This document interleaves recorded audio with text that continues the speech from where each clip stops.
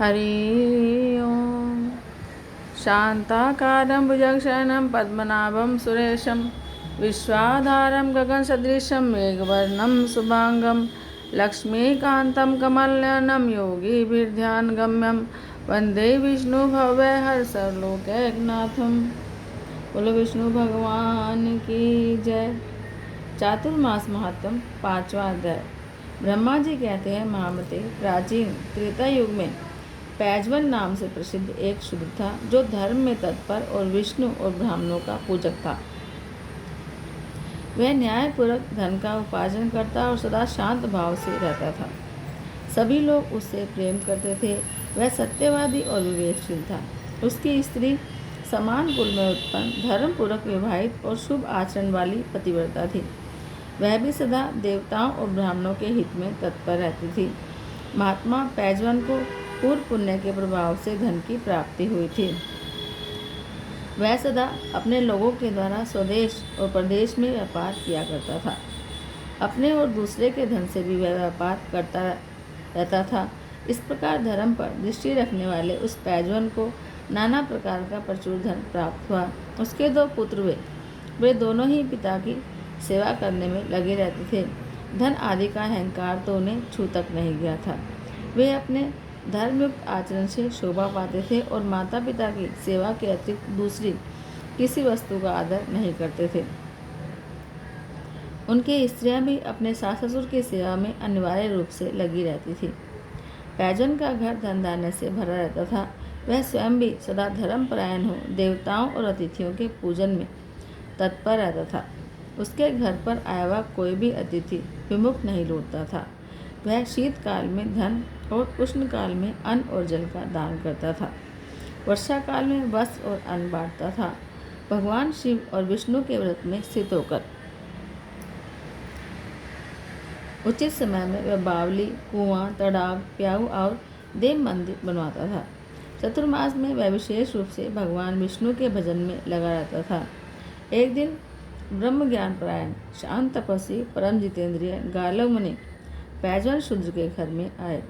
वह अभ्युत्थान और आसन आदि उपचारों से मुनि की पूजा करके मधुर वाणी से बोला, आज मेरा जन्म सफल हो गया, जीवन अति उत्तम हो गया, आज मेरा धर्माचरण भी सार्थक हुआ।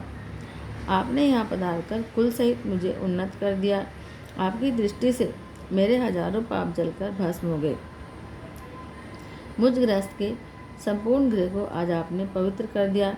उस शूद्र की भक्ति से गालव मुनि बहुत प्रसन्न हुए। उनकी सारी थकावट दूर होगी। वे हाथ जोड़कर खड़े हुए। शूद्र से बोले, सौम्य, तुम कुशल से तो हो, तुम्हारा मन धर्म में तो लगता है, क्योंकि भाई बंधु स्त्री पुत्र आदि सब स्वार्थ के संबंध है। तुम गोविंद में सदा भक्ति रखते हो ना? दान में तो तुम्हारी रुचि है ना? क्या धर्म अर्थ काम संबंधी कार्यों में तुम्हारा मन उत्साह से लगता है? भगवान विष्णु का चरणोदक हर रोज सिर पर धारण करते हो ना? भगवान विष्णु का भजन, श्री विष्णु की कथा, श्री विष्णु का स्तोत्र, श्री विष्णु का नमस्कार, श्री विष्णु का ध्यान और श्री विष्णु का पूजन, यह सब भगवान के शयन काल यानी चतुर्मास में किया जाए तो मोक्ष को देने वाला होता है।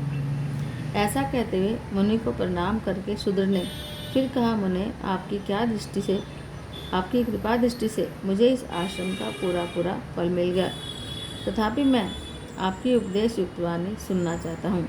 आपके आगमन का क्या प्रयोजन है? तब गालव जी ने उस धर्मात्मा और सत्यवादी शूद्र से कहा कि इधर तीर्थ यात्रा में लगे हुए मुझे कई महीने बीत गए। अब चतुर्मास आ गया, अतः अपने आश्रम जाऊंगा। भगवान नारायण की प्रसन्नता के लिए आषाढ़ शुक्ल एकादशी को अपने घर पर चतुर्मास का नियम ग्रहण करूंगा। पैजवन बोला, ब्राह्मण, मेरे ऊपर अनुग्रह करके कोई ज्ञान की बात मुझे भी बताइए। वेद में मेरा अधिकार नहीं है, वेद सार के जप का भी मुझे अधिकार नहीं है, अतः विशेषतः चतुर्मास में पालन करने योग्य यदि कोई मोक्ष साधक उपाय हो तो मुझे बताइए। गालव जी ने कहा, जो मनुष्य शालिग्राम में स्थित भगवान विष्णु का पूजन करते हैं, भक्ति उनसे दूर नहीं है। जिनका मन भगवान शालिग्राम में चिंतन में लगा रहता है, उनके द्वारा जो कुछ भी शुभ कर्म किया जाता है वह अक्षय होता है। चतुर्मास में इसका विशेष महत्व है। जहाँ शालिग्राम शिला और द्वारका की शिला दोनों का संगम हो, वहाँ मनुष्य के लिए मुक्ति दुर्लभ नहीं।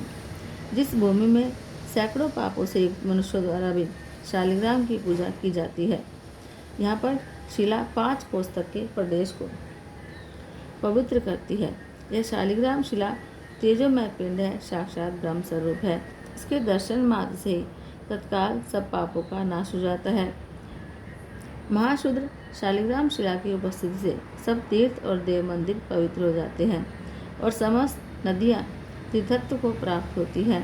शालिग्राम शिला की सन्निधि मात्र से सर्वत्र संपूर्ण क्रियाएं शोभन होती हैं। जिनके घर में शुभ शालिग्राम शिला का कोमल तुलसी दलों द्वारा पूजन होता है, वहाँ यमराज अपना मुंह नहीं दिखाते। ब्राह्मण, क्षत्रिय, वैश्य और शूद्रों को भी शालिग्राम शिला के पूजन का अधिकार है। शूद्र ने कहा कि ब्राह्मण आप देवताओं में श्रेष्ठ हैं, वेद जानने वाले हैं। सुना जाता है कि स्त्री और शूद्र आदि के लिए शालिग्राम शिला के पूजन का निषेध है, अतः मेरे जैसा मनुष्य किस प्रकार शालिग्राम शिला का पूजन करे। गालव जी ने कहा कि मानव शूद्रों में केवल असत शूद्र के लिए शालिग्राम शिला का निषेध है, स्त्रियों में भी पतिव्रता स्त्रियों के लिए उसका निषेध नहीं है।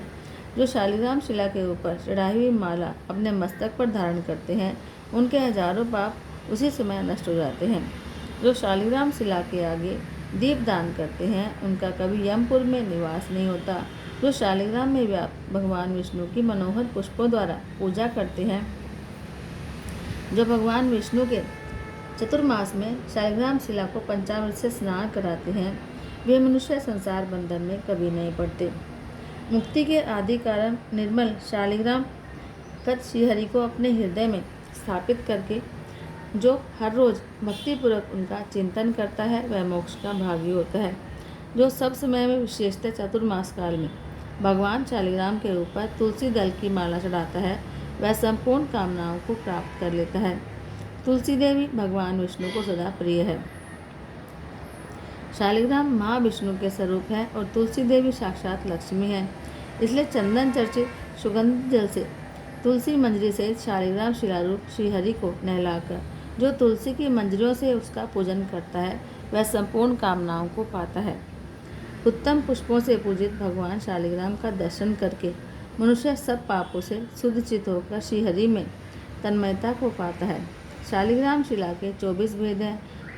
पहला केशव है, उसकी पूजा करनी चाहिए। दूसरे मधुसूदन है, तीसरे संकर्षण है, चौथे दामोदर हैं, 5वें वासुदेव हैं, 6ठे प्रद्युम्न हैं, 7वें विष्णु हैं, 8वें माधव हैं, 9वें अनंत मूर्ति हैं, 10वें पुरुषोत्तम हैं, 11वें अधोक्षज हैं, 12वें जनार्दन हैं, 13वें गोविंद हैं, 14वें त्रिविक्रम हैं, 15वें श्रीधर हैं, 16वें ऋषिकेश हैं, 17वें नृसिंह हैं, 18वें विश्वयोनि हैं, 19वें वामन हैं, 20वें नारायण हैं, 21वें पुंडरीकाक्ष हैं, 22वें उपेंद्र हैं, 23वें हरि और 24वें श्री कृष्ण कहे गए हैं। ये 24 मूर्तियाँ 24 एकादशियों से संबंध रखती हैं। साल भर में 24 एकादशियाँ और ये 24 मूर्तियाँ पूजी जाती हैं। इनकी नित्य पूजा करने वाला मनुष्य भक्तिमान होता है। जो मनुष्य भक्तिपूर्वक इस प्रसंग को सुनता और पढ़ता है, उसके ऊपर भूत सृष्टि की रक्षा करने वाले भगवान श्रीहरि प्रसन्न होते हैं। जय जय श्रीहरि। श्रीमन्नारायण नारायण हरि हरि, श्रीमन्नारायण नारायण हरि हरि। तेरी लीला सबसे न्यारी न्यारी हरि हरि, तेरी लीला सबसे न्यारी न्यारी हरि हरि। हरि ओम नमो नारायण, ओम नमो नारायण, हरि ओम नमो नारायण, हरि ओम नमो नारायण। श्रीमन्नारायण नारायण हरि हरि, भजमन्नारायण नारायण हरि हरि, बद्री नारायण नारायण हरि हरि, राम नारायण नारायण हरि हरि, कृष्ण नारायण नारायण हरि हरि।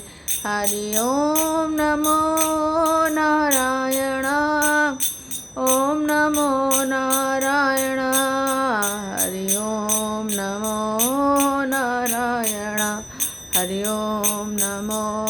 नारायण श्रीमन्नारायण नारायण हरि हरि भजमन्नारायण नारायण हरि हरि सत्यनारायण नारायण हरि हरि लक्ष्मी नारायण नारायण हरि हरि।